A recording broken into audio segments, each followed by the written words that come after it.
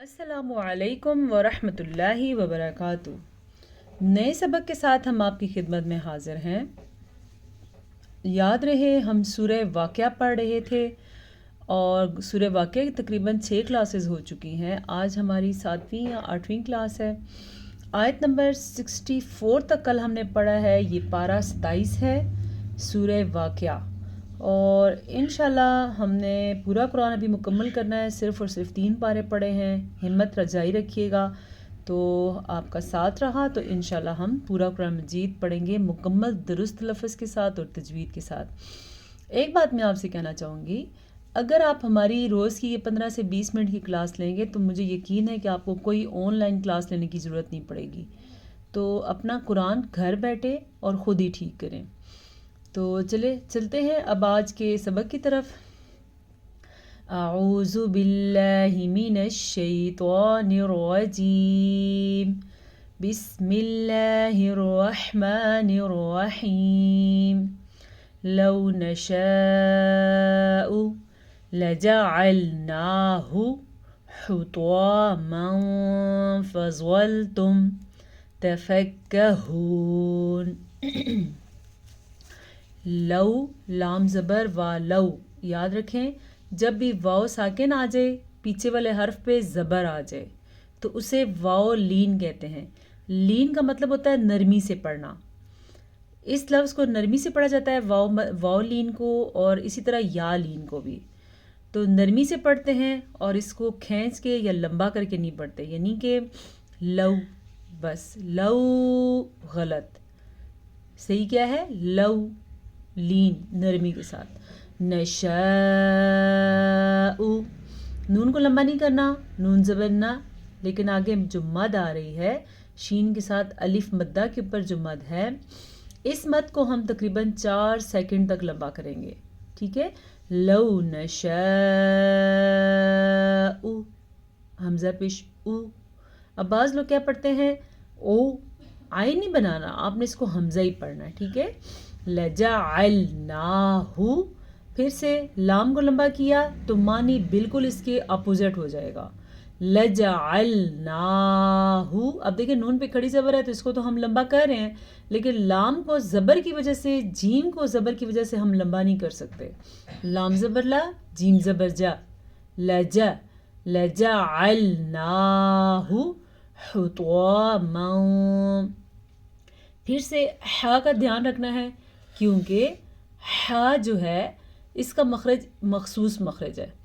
اکثر لوگ پڑھ لیتے ہیں حطامن، یعنی کہ ہا پڑھ لیتے ہیں۔ آپ نے پڑھنا ہے حطاما۔ اچھا، حطاما فظلتم، ان دونوں کے درمیان میں تجوید کا ایک بڑا قاعدہ ادا ہو رہا ہے۔ وہ قاعدہ کیسے ہوگا؟ نون ساکن یا تنوین کے بعد، یاد رکھیں 2 زبر 2 زیر 2 پیش کو تنوین کہتے ہیں، ٹھیک ہے؟ اسے نون تنوین بھی کہتے ہیں کیونکہ اس کو ادا کرتے ہوئے میم 2 زبر من، نون کی آواز آتی ہے، اس لیے اس کو نون تنوین کہتے ہیں۔ بہرحال اصل میں 2 زبر 2 زیر 2 پیش کو تنوین ہی کہتے ہیں۔ نون ساکن کے بعد، یعنی کہ جیسا کہ یہ نون ساکن ہے، یا تنوین کے بعد حروف اخفا میں سے جب کوئی حرف آئے گا تو ہم نون کی آواز کو یا تنوین کی آواز کو چھپا کے پڑھیں گے۔ کیوں؟ کیونکہ اخفا کا مطلب ہی یہی ہے، چھپانا۔ تو اسی لیے ہم نے یہاں پہ نون کی آواز کو چھپایا ہے۔ اب سوال یہ پیدا ہوتا ہے، جیسے کہ پرانے اسٹوڈنٹس کو معلوم ہے کہ حروف اخفا 15 ہیں، نئے اسٹوڈنٹ کے لیے سوال ہے کہ حروف اخفا کون سے ہیں اور کتنے ہیں؟ 15 ہیں، اور کون سے ہیں؟ غور سے سنیں۔ تا، ثا، جیم، دال، ذال، زا، سین، شین، صاد، ضاد، طا، ظا، فا، قاف، کاف، یہ ہے جناب 15 حروف اخفا۔ تو نون ساکن کے بعد یا تنوین کے بعد ان میں سے کوئی سا بھی ایک حرف آ جائے تو ہم نون ساکن کی آواز کو اور تنوین کی آواز کو چھپا کے اور غننے کے ساتھ پڑھیں گے۔ جیسے کہ آپ نے یہاں پہ سنا، میں نے کیسے چھپایا، ایک دفعہ پھر سنیں۔ حطاما فظلتم، اب میں نے یہاں پہ کیسے چھپانا، کیونکہ نون ساکن کے بعد زا حروف اخفا میں سے آیا ہے، میں نے اس کو پڑھنا ہے منزلون۔ سمجھ آ رہی ہے بات کی؟ اچھا جی، تفکہون. باریک کاف ہے، اس کو موٹا نہیں کرنا آپ نے.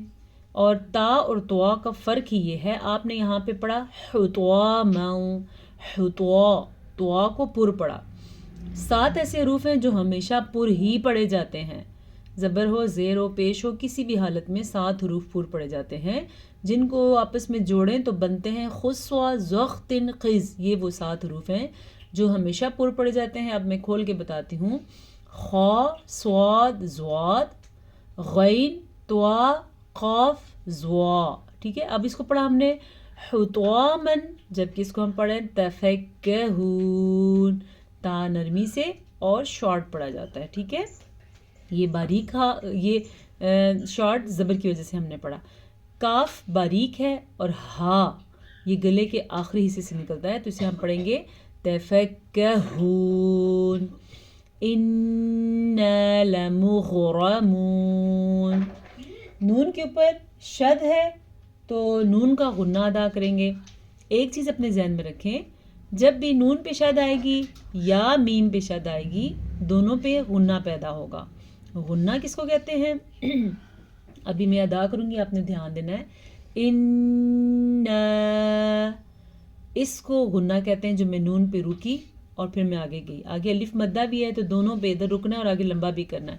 انا لمغرمون.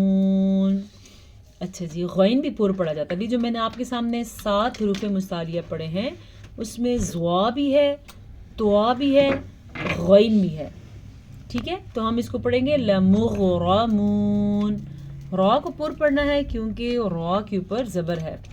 را کے بارے میں کچھ خاص چیزیں، جب را کے اوپر زبر یا پیش آ جائے گا تو را پر پڑھا جائے گا، اور جب را کے نیچے زیر آئے گی تو را باریک پڑھی جائے گی. ٹھیک ہے، یہ خاص بات ہے، آپ نے اپنے ذہن میں رکھنا ہے. اور بھی کچھ ہیں صورتیں، لیکن جیسے جیسے آئیں گی اس طرح ہمیں پتہ چلتی جائیں گی. لمغرمون. بل نحن محرومون. اب آپ کیسے پڑھتے ہیں؟ بل نحن تو آپ بالکل ٹھیک پڑھتے ہیں، لیکن آپ پڑھتے ہیں بل نحن تو غلط پڑھتے ہیں. اگر آپ پڑھتے ہیں بل نحنو، 2 غلطیاں کر دی آپ نے. ایک تو ہا کو پرومننٹ نہیں کیا، دوسرا نون کو لمبا کر دیا. بل نحنو یہ بالکل ٹھیک ہے. محرومون. یہاں پہ 2 واو مدہ ہیں. یہاں پہ واو ساکن سے پہلے پیش ہے تو اسے ہم کھینچ کے پڑھیں گے، واو مدہ ہے.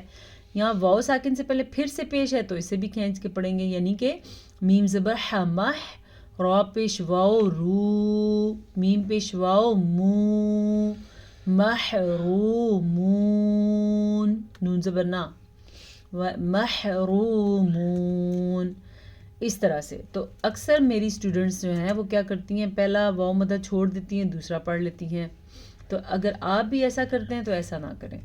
ٹھیک ہے، دونوں واو مدہ آپ نے ادا کرنے ہیں، دونوں کو آپ نے کھینچ کے پڑھنا ہے. ٹھیک ہے.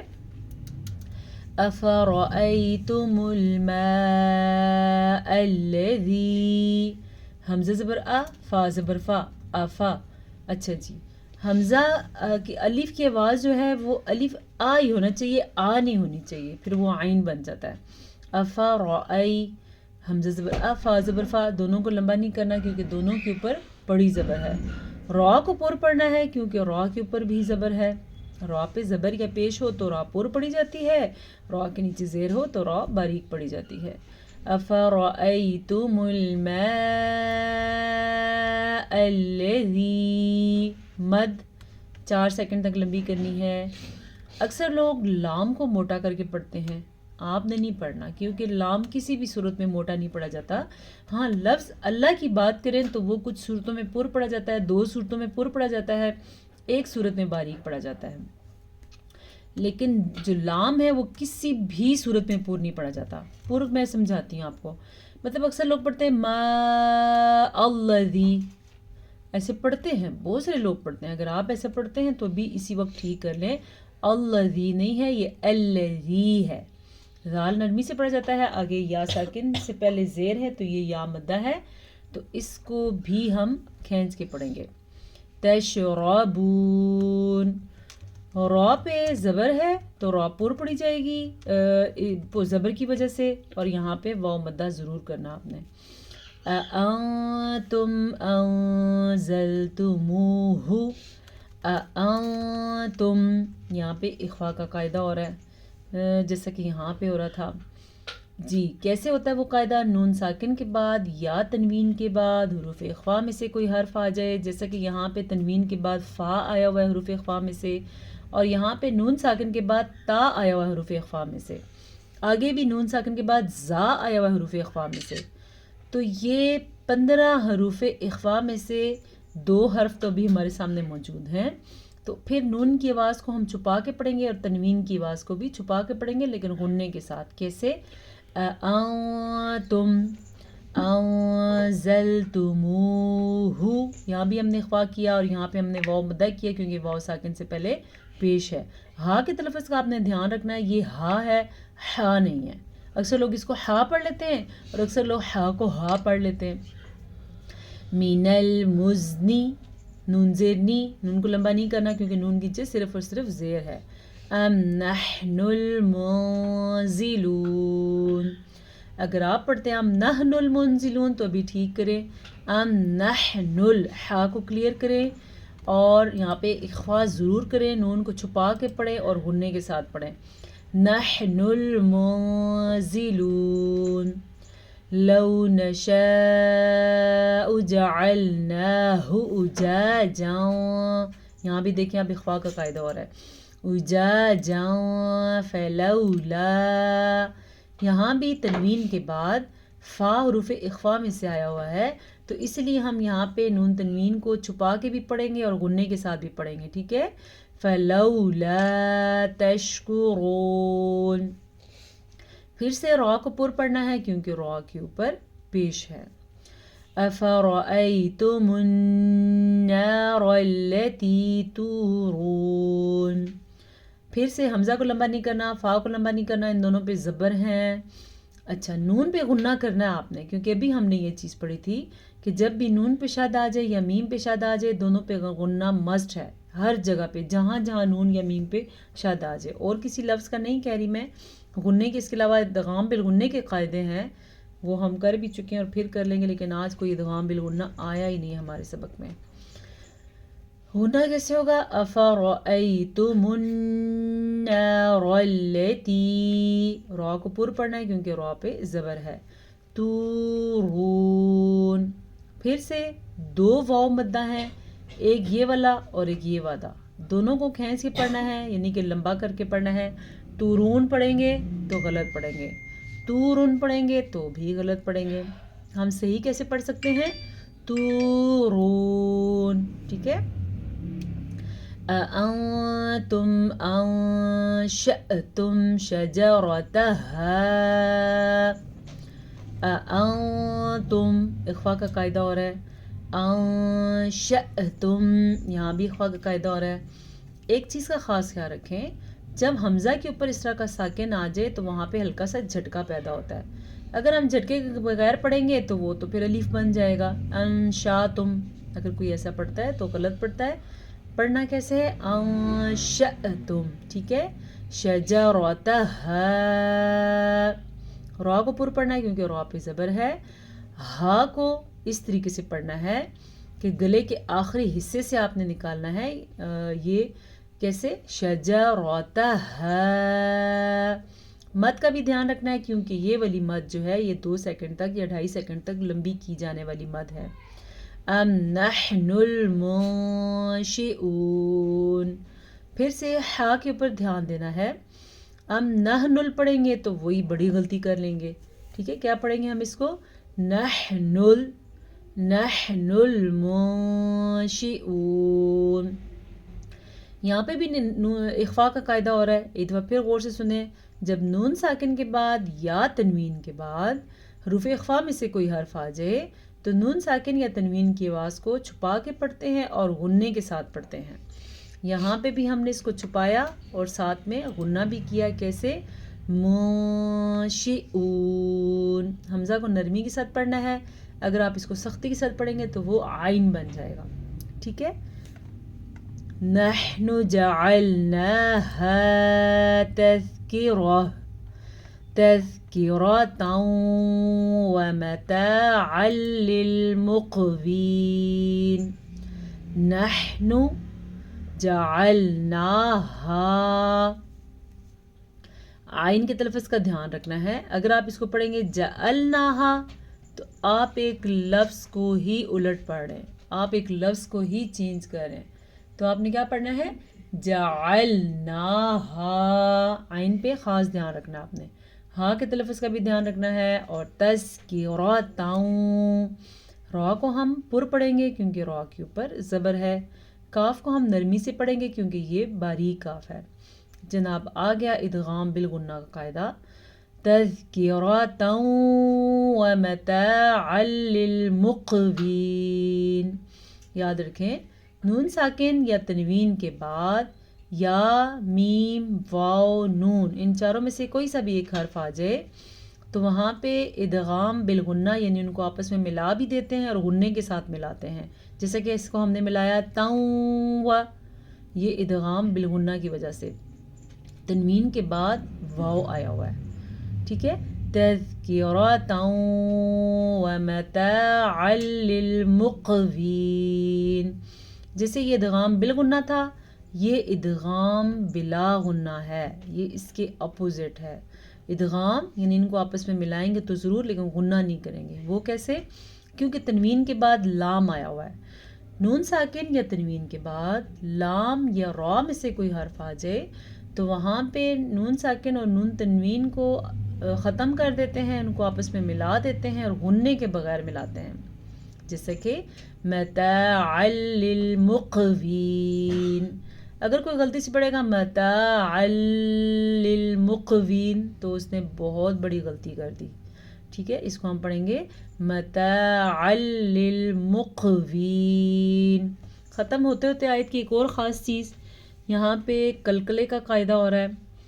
کلکلے کا قاعدہ بیسکلی 5 حروف کے ساتھ ہوتے ہیں، قاف، طا، با، جیم، دال. جب کبھی ان 5 حروف میں سے کسی بھی حرف کے اوپر ساکن یا جزم آ جائے، ساکن اور جزم یہ جو اوپر نظر آ رہا ہے نا آپ کو، اس کو ساکن بھی کہتے ہیں اور جزم بھی، یہ والا.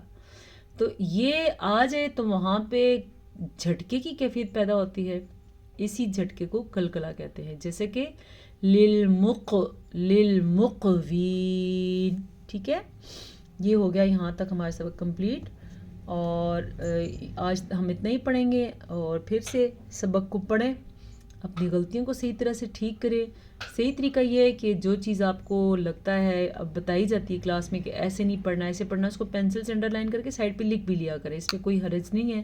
آپ کے نوٹس بنتے رہیں گے ساتھ ساتھ، اور ساتھ ساتھ دہرانا بھی ہے اور اپنی غلطیوں پہ دھیان دینا ہے. تو انشاءاللہ بہت جلد آپ کا قرآن مجید بالکل درست ہو جائے گا. آیت نمبر 73 ہے یہ، اور آج کے لیے اتنا ہی کافی ہے. اجازت دیجیے. السلام علیکم ورحمۃ اللہ وبرکاتہ.